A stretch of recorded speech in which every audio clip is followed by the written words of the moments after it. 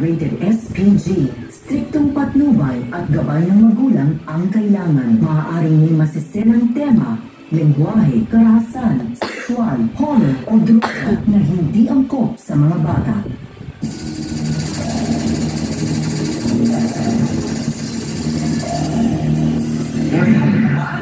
Para lang mapansin ng lalaki, kaserang kilit, namumutol ng kuryente nang walang pasabi. Lagi nga kami pinapatay ng kuryente. Pag yung pinagagawa ko sa anak ko yung wardon, ay nagagalit siya sa anak ko. Pero pag yung asawa ko, hindi naman siya nagagalit. Hindi totoo yung mga pinapatay ko yung kuryente na yung ginagawa ng pin ko talaga yun. Kaya tama lang yung sinasabi na yan. Kuryente talaga. Hindi lang dalawa. Dapat naman siyang patulan o dapat si kasera mamili ng dapat patulas. Siyempre, kayo naman, may makikita kayo na hindi magandaan ng direksyon nila. Siyempre, magsiselos ko din kayo. Anong madalas yan tanggalan eh. Yan lang po naman ang ilaw namin. No? Harapin na natin yan at pag-usapan dito lang sa nag-iisang barangay all on air ng bayan. Face to face! So-so-era! Let's get ready for so-so-era!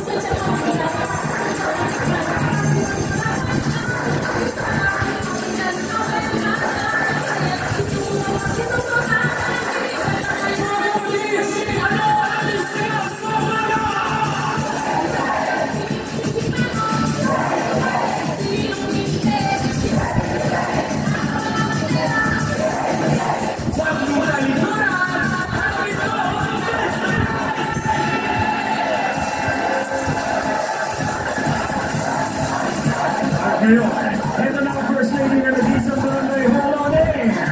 Ang pagbansang kapitana, Jack Aming Perez!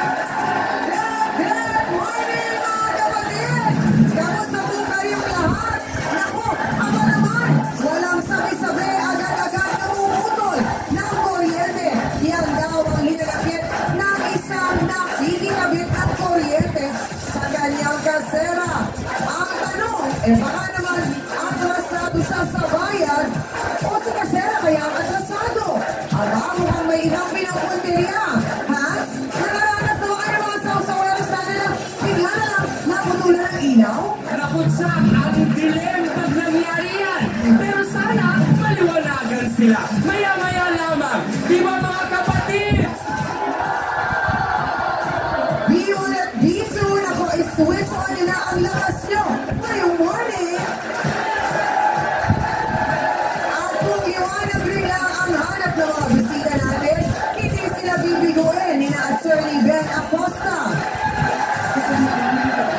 Dr. Camille Garcia, at Dr. Sunny Merida.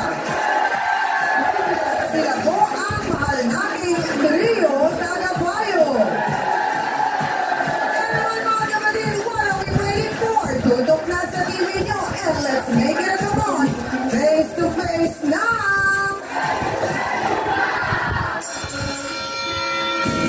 Ayon po sa kanya, hindi naman daw siya atrasado sa bayad niya, kaya wala raw dahilan para putulan siya ng kuryente ng kasera. Yun nga lang, iba ang dahilan. Parang may nakikita ang anggulong silusan.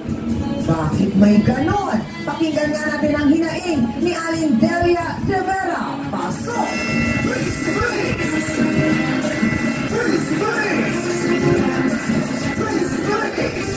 Aling Delia, magandang umaga po sa inyo. Magandang umaga. Sino po ang inireklamo ninyo? Bubot po. Si Bobot. Siya po ba ang inyong kasera? Opo. Okay. Gaano katagal na po ba ninyong kasera itong si Aling Bubot?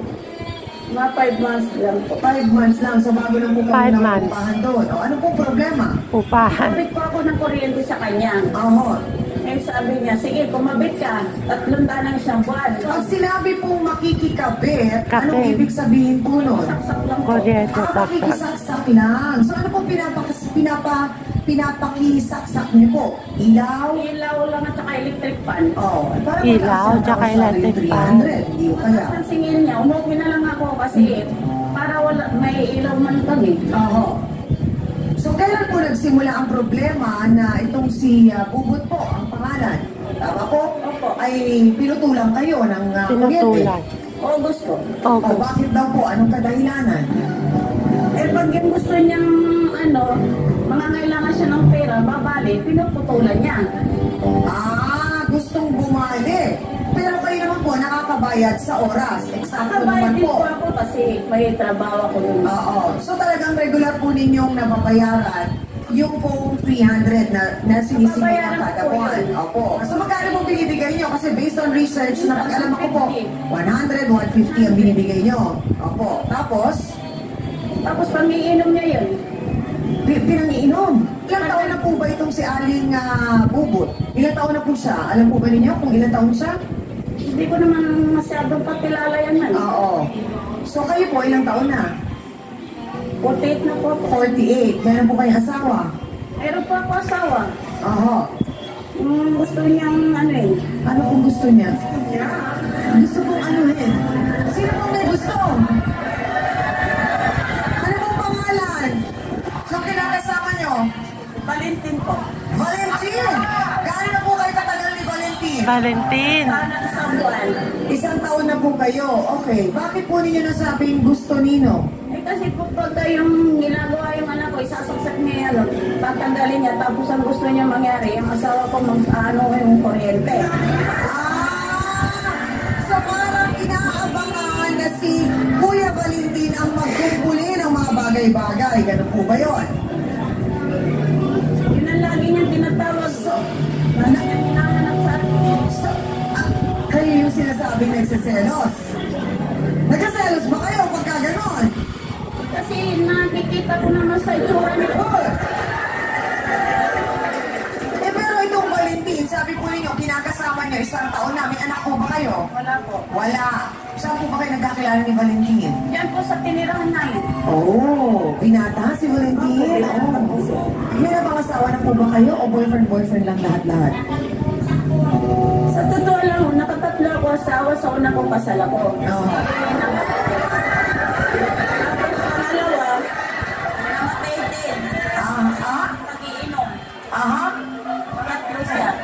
Ako may anak ako sa una. Oo, ilan po lahat? 4 po. 4. Okay, sa pangalawa, Wala po akong anak.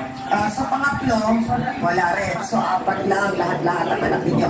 Okay naman po sa kanila, itong pakikipagrelasyon nyo kay Valentin. Okay naman yung mga anak ko. Kasi mabait siya eh. Wala Oo. sa makisoy. So, ganun siya ang tanong, Alinderia, nagseselos po kayo. Pagka tinatawag ni Volta para bobot. Kasi mas kilala daw itong bobot. Ano ba yung Volta? Oo, parang gano'n. Doon sa lugar ninyo. Eh, nung una po, hindi po ako nagsiselo sa kanya kasi wala naman ako nakikita motibo eh. Kaya lang ako nagselos. Pag yung ang daanan namin, isa lang. Oo. Pagdating na, siyempre, kung magkakasalubong kayo, dapat magkakaiwasan. Hindi, magkakabagab pa sila, tapos may iabot sa asawa ko eh. Sino po nagsabi sa inyo na nagbabanggaan sila? Ako po, kasi sinisilip ko sila. Sino po ang bumabangga? Si Valentin o si Aling Bubot? Yung babae? Anong inaabot po? Pero siguro po, So, mga ilang beses po ninyo nakita ang gano'n na nagtatamaan sila? madalas po, hindi lang siguro 2 na ng ganun. 2 po? Na beses? Oo nga. Baka makitid ho talaga yung daanan, hindi kaya. Hindi naman daw niya sinasadyang putulan ng kuryente si Delia dahil minsan naman talagang brown out sa kanila. At kung puputulin man daw niya ang ilaw ay dahil binibigyan lang niya ng leksyon ang mga nakikikabit sa kanila. Narito na po ang sinasabing reyna ng kuryente sa lugar nila, si Bobot Acevedo. Pasok!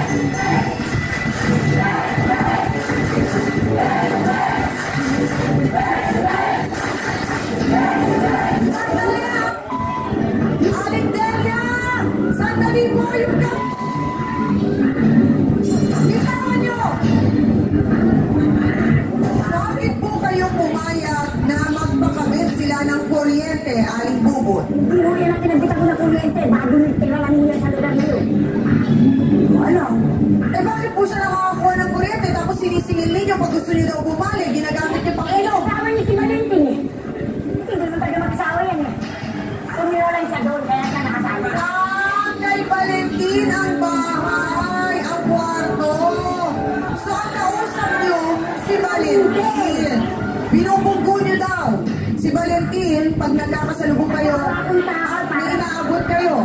Ang asawa niya, si Valentin, kaibigan ko. Ano ba? Kaibigan ko si Valentin. Ay, kaibigan lang naman pala mga kasawsawan. Baka naman si Aling Delia lang ang medyo nakaka-feel ng patay insecure. Hindi natin alam. Ang paliwanag ni Aling Bubot sa pagbabalik po ng Face to Face.